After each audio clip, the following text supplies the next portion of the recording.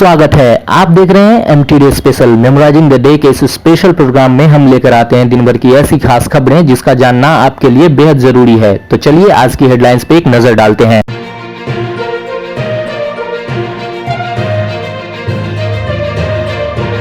एक यूनिवर्सिटी से 300 से ज्यादा कॉलेज नहीं होंगे संबद्ध, शिक्षा मंत्री पोखरियाल।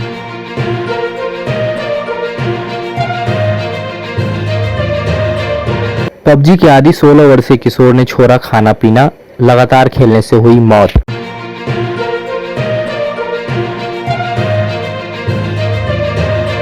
महिला ने उड़ान के दौरान विमान में दिया बच्चे को जन्म, नाम रखा स्काई।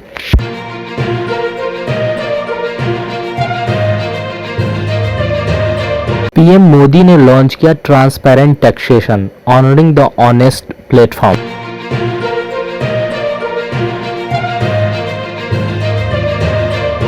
कोहली की तस्वीर इस्तेमाल कर रही अनाधिकृत क्रिकेट लीग को किया गया ब्लॉक।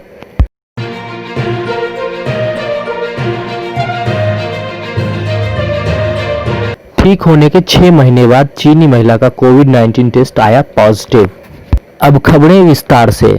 आंध्र प्रदेश के जालुला कुंटा में कथित तौर पर पबजी के आदी एक 16 वर्षीय बच्चे ने खाना पीना छोड़कर लगातार कई दिन तक गेम खेला, जिसके बाद उसकी मौत हो गई।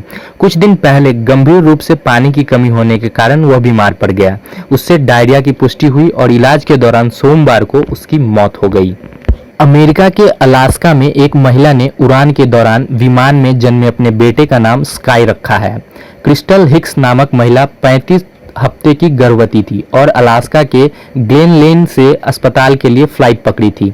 महिला ने स्काई के जन्म प्रमाण पत्र में उसका जन्म स्थान एंकोरेज बताते हुए लिखा, हवा में 18,000 फीट की ऊंचाई पर। केंद्रीय शिक्षा मंत्री रमेश पोखरियाल निशंक ने बताया कि नई शिक्षा नीति के तहत कोई यूनिवर्सिटी 300 से ज्यादा कॉलेजों को संबद्ध नहीं करेगी। पोखरियाल ने यह भी बताया, मैंने एक यूनिवर्सिटी का दौरा किया, वाइस चांसलर से पूछा कि उससे कितने कॉलेज संबद्ध हैं। उन्होंने बताया 800। पोखरियाल ने कहा, मैं हैरान हुआ, क्या वाइस चांसलर 800 कॉलेजों के प्रिंसिपल के नाम याद रख सकता है। प्रधानमंत्री नरेंद्र मोदी ने गुरुवार को transparent taxation, honouring the honest platform launch किया।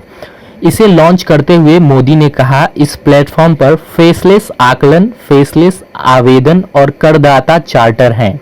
फेसलेस आकलन और करदाता चार्टर आज से प्रभाव में आ रहे हैं, जबकि फेसलेस आवेदन 25 सितंबर से प्रभावी होगा। बीसीसीआई की एंटी करप्शन यूनिट ने उत्तर प्रदेश में एक अनाधिकृत क्रिकेट लीग को ब्लॉक कर दिया है, क्योंकि उसके पास कोई अनुमति नहीं थी। इसके प्रमोशन के लिए गैर कानूनी तरीके से विराट कोहली की तस्वीर इस्तेमाल की जा रही थी। एनसीआर क्रिकेट लीग के आयोजकों ने फैंस को मोबाइल प्रीमियम लीग पर टीम बनाने के लिए भी आमंत्रित किया था। मध्य चीन के हुबेई प्रांत के जिंगजोउ इलाके की सरकार ने बताया कि कोविड-19 से उबरने के 6 महीने बाद एक 68 वर्षीय चीनी महिला का कोविड-19 टेस्ट दोबारा पॉजिटिव आया है। महिला का केस जिंगजोउ इलाके से ही सामने आया है। महिला चीन में हुए आउटब्रेक की शुरुआत में संक्रमित हुई थी, लेकिन फरवरी में ठीक हो गई थी। अमेरिकी राष्ट्रपति डोनाल्ड ट्रंप ने कहा कि वह इस बात से काफी हैरान है कि उनके डेमोक्रेटिक प्रतिद्वंदी जो बिडेन ने कमला हैरिस को उपराष्ट्रपति पद का उम्मीदवार यानी कि अपना रनिंग मेट चुना है, जबकि वह उनके प्रति लगातार अशिष्ट और अप्रिय रही हैं। राष्ट्रपति ट्रंप ने यह भी कहा, हम देखेंगे वह कैसा काम करती हैं। उन्होंने प्राइमरी में बेहद खराब प्रदर्शन किया था।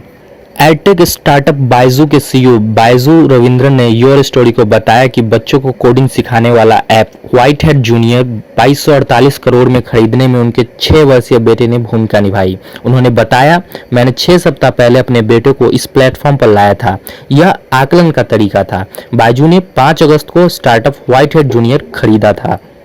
अभिनेत्री फिल्म निर्माता पूजा भट्ट ने नेपोटिज्म पर बहस के बीच यूट्यूब पर सड़क 2 का ट्रेलर सर्वाधिक नापसंद ट्रेलर बनने को लेकर प्रतिक्रिया दी है।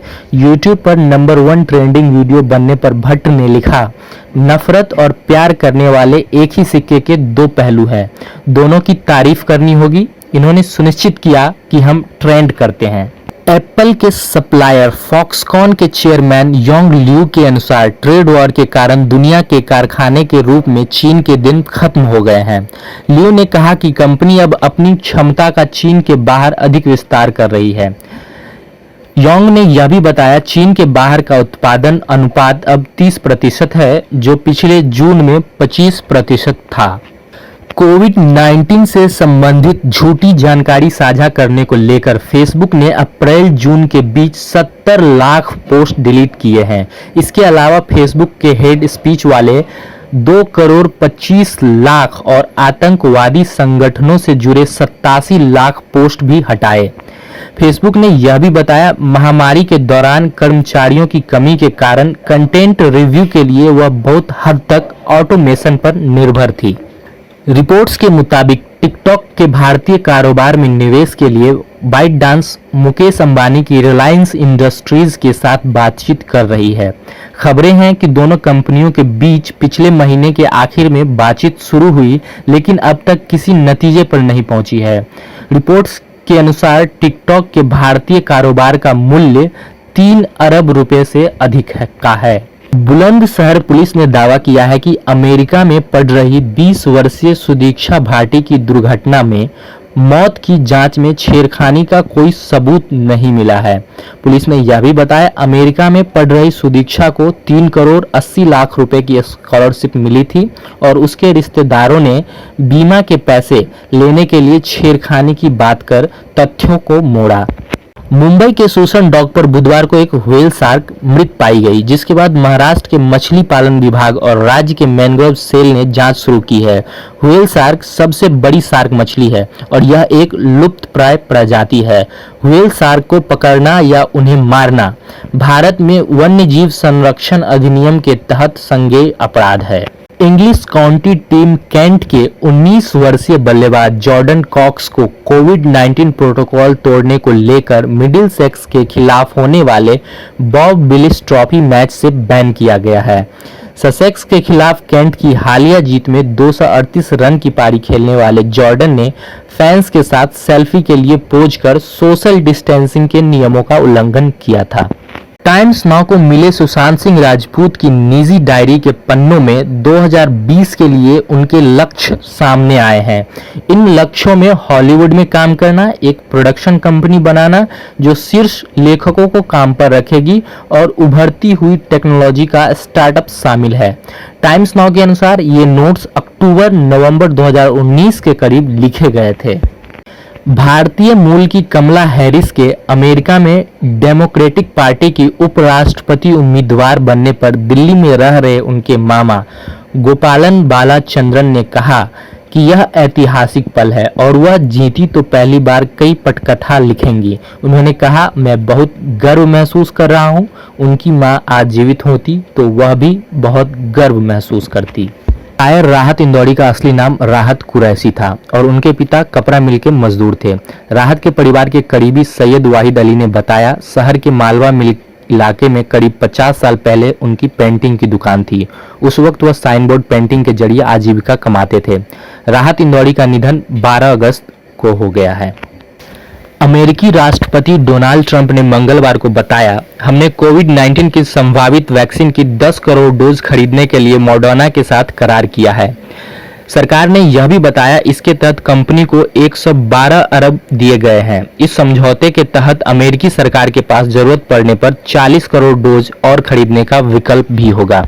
सिंगापुर ने अवैध वन्यजीव व्यापार के खिलाफ लड़ाई और 12 अगस्त को मनाए जाने वाले विश्व हाथी दिवस के अवसर पर 98 करोड़ मूल्य के 9000 किलोग्राम अवैध हाथी दांत नष्ट किए हैं। इसमें से रिकॉर्ड 8800 किलोग्राम अवैध हाथी दांत पिछले साल जब्त किए गए थे। अधिकारी ने यह भी बताया, यह हाल में दुनिया भर में हुई ऐसी सबसे बड़ी घटना थी। चीन ने भोजन की बर्बादी को रोकने के लिए क्लीन प्लेट 2.0 अभियान लॉन्च किया है। राष्ट्रपति शी जिनपिंग ने कहा, भोजन की बर्बादी शर्मनाक है।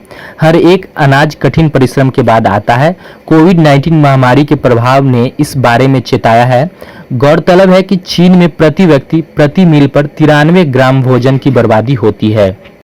फिलहाल आज की रिपोर्ट में इतना ही। ये वीडियो आपको कैसा लगा हमें कमेंट करके ज़रूर बताएं। वीडियो को लाइक करिए, दोस्तों के साथ शेयर करिए, चैनल को सब्सक्राइब करिए और ऐसी ही चुनिंदा खबरों को देखने और सुनने के लिए जुड़े रहिए मेमोराइजिंग द डे के इस स्पेशल रिपोर्ट के साथ। अब हमें इजाज़त दीजिए और अपना ख्याल रखिए। फिर मिलेंगे अगली रिपोर्ट के साथ।